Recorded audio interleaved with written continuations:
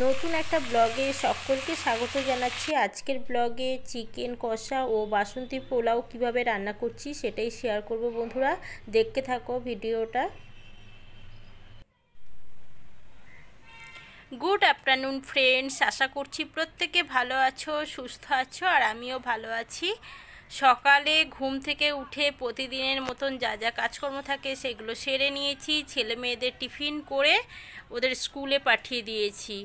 তারপর কিছু কাজ ছিল সেগুলো এক এক করে সেরে নিজে টিফিন সেরে কিছু রান্নাবান্নার কাজ গুছিয়ে রেখেছি। আর দেখো স্নানও আমার করা হয়ে গিয়েছে। এখন যাব রান্না করতে। আজকে কি রান্না করতে চলেছি বলো তো? আজকে রান্না করব পোলাও আর চিকেন কষা করব। কারণ কালকে দুপুরবেলা খেতে বসে ঠিক করলাম যে আজকে মাছ খাবো না। এখন তো সপ্তাহে মঙ্গলবার, বৃহস্পতিবার, শনিবার 3 দিন নিরামিষ খাওয়া হচ্ছে শরীরের কথা ভেবে। কারণ আগে সপ্তাহে প্রত্যেক দিনই মাছ খাওয়া হতো, রবিবার বাদ দিয়ে আর শুক্রবার বাদ দিয়ে। শুক্রবারটা ডিম খাওয়া হতো আর রবিবারটা চিকেন খাওয়া হতো।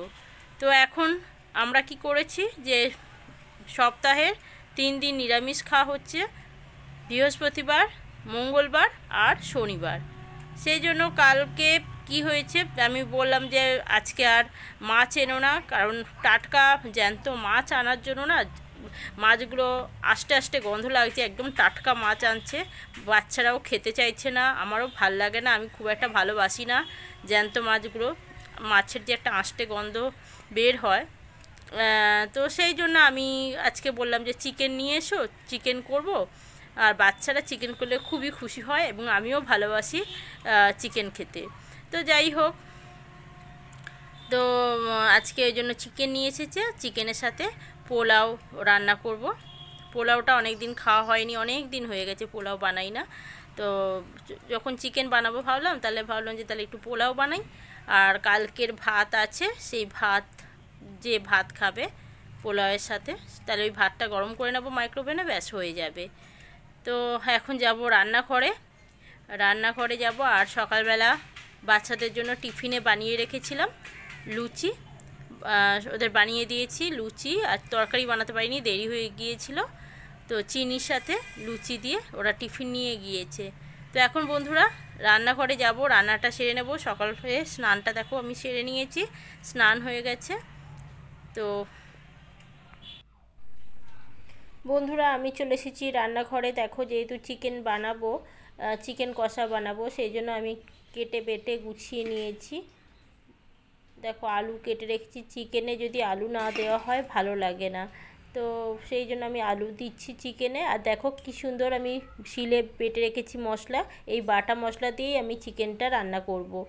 এখানে দেখো চিকেনটা আমি ধুয়ে নিয়েছি, ভালোভাবে পরিষ্কার করে ধুয়ে রেখেছি। এখন আমি হাতে মাখা চিকেন কষা করব। দেখো সমস্ত বাটা মশলা, নুন, আদা বাটা, রসুন থেতো করা, হলুদ আর শিলে বাটা মশলা আর পেঁয়াজ কুচি এখানে দেওয়া রয়েছে। শিলে বাটা মশলার মধ্যে আছে জিরে, ধনে, শুকনো লঙ্কা আর অল্প গোলমরিচ। এই হলো আমার বাটা মশলা। আর দেখো উপর থেকে দিয়ে দিচ্ছি বেশ কিছুটা সর্ষের তেল, কাঁচা সর্ষের তেল। এবার হাতে বেশ ভালোভাবে মেখে নেব। হাতে মাখা চিকেন কষা দারুণ লাগে খেতে। এইভাবে মাংসটাকে ভালোভাবে ম্যারিনেট করে নেব।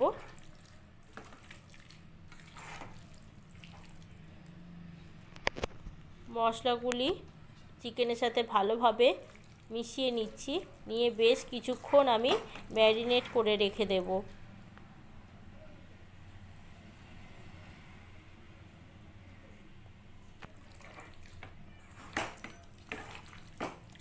এইভাবে মশলার সাথে মাংস মেখে রাখলে খুব সুন্দর স্বাদ হয়। তো আমি মেখে রেখে দেবো বেশ কিছুক্ষণ। দেখো এদিকে আমি কড়াইতে আলু ভাজতে দিয়ে দিয়েছি, আলু কেটে রেখেছিলাম, মাঝারি সাইজের আলুটা এখন ভেজে তুলে নেব। আর এখানে দেখো আমি পোলাও বানাবো। গোবিন্দভোগ চাল ভালোভাবে ধুয়ে নিয়েছি পরিষ্কার করে, জলটা ঝরিয়ে নিয়েছি। এখানে হলুদ, তেজপাতা আর ঘি রয়েছে, অল্প নুন দিয়ে ভালোভাবে এটা ম্যারিনেট করে রেখেছি। ভালোভাবে ম্যারিনেট করে নিচ্ছি। আর এই যে হলুদ দিয়েছি, তার কারণ হলো পোলাওয়ের কোনো কালার ইউজ করছি না, সেই জন্য হলুদ গুঁড়ো দিয়েই আমি পোলাওটা রান্না করব।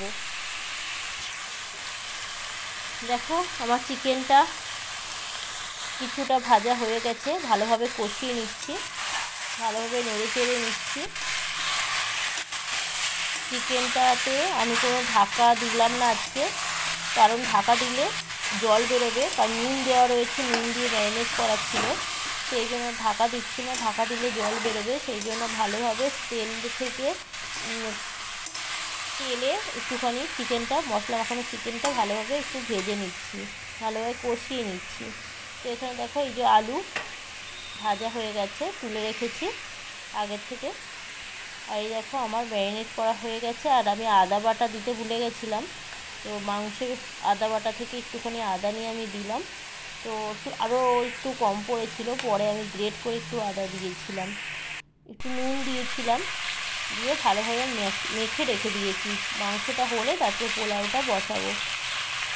দেখো আমার চিকেন থেকে তেল ছেড়ে দিয়েছে, চিকেনটা আমার কষানো হয়ে গেছে।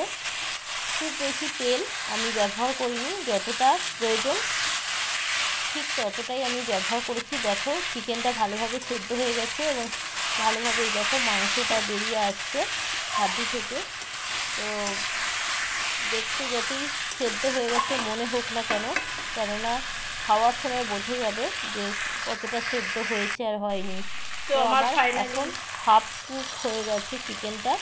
এখন আমাকে গরম জল মেশাতে হবে পরিমাণ মতন, পুরোপুরি সেদ্ধ হওয়ার জন্য। তো আগের থেকে ভেজে রাখা আলুগুলো আমি চিকেনের মধ্যে দিয়ে দিলাম। এবার চিকেন আলু একেবারে ভালোভাবে কষিয়ে নিচ্ছি, কারণ এরপর আমাকে দিতে হবে গরম জল। ইন্ডাকশানে গরম জল করে রেখেছি, আমার এখানে কষানোও হয়ে গেছে, তেল ছেড়ে দিয়েছে আর কষানোটাও হয়ে গেছে। এবার আমি পরিমাণ মতন গরম জল অল্প অ্যাড করেছি, করে আমি ভালোভাবে মশলার সাথে আবারও চিকেনটাকে কষিয়ে নিচ্ছি। দেখো অল্প জল অ্যাড করাতে ভালোভাবে মশলার সাথে চিকেনটা কিন্তু ভালোভাবে মিশে গেছে, একটু অল্প অল্প ঝোল ঝোল লাগছে। এই অবস্থাতে আমাকে কিন্তু আরও বেশ খানিকটা জল মেশাতে হবে, কারণ চিকেন আলু সেদ্ধ করার জন্য। তো আমার চিকেনটা এদিকে কমপ্লিট বন্ধুরা। আর এখানে দেখো ছেলে মেয়েদের আসার সময় হয়ে গেছে স্কুল থেকে। তো এই দেখো স্কুল বাস চলে এসেছে আমাদের ব্যালকনি থেকে, এটা আমি শেয়ার করছি যে বাচ্চারা আসছে, ওরা তো খুবই খুশি হবে যেহেতু বাড়িতে চিকেন রান্না হচ্ছে।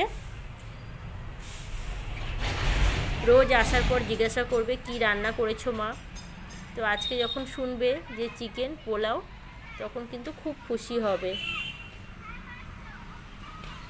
তো আমি এর সঙ্গে বাইরেটাও শেয়ার করে দিচ্ছি। দেখো বাসটা ভেতর কলোনিতে চলে গেল, ছেলেমেয়েরা চলে এসেছে। আর এদিকে আমি পোলাওটা বসিয়ে দিয়েছি, ফোড়ন দিয়ে দিয়েছি গোটা গরম মশলা, তেজপাতা তো আমি ম্যারিনেটের সময় দিয়ে দিয়েছিলাম।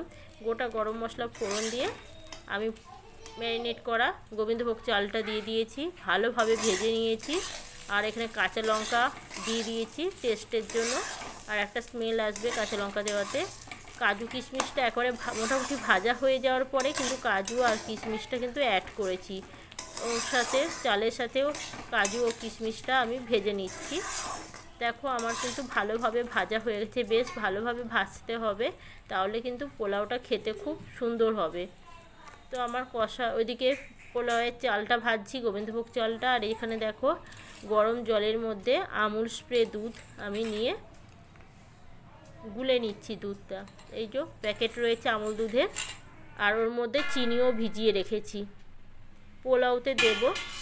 দেখো কড়াইতে আমার পোলাওটা কিন্তু হয়ে এসেছে, আমি কিন্তু জল পরিমাণ মতন দিয়ে দিয়েছিলাম।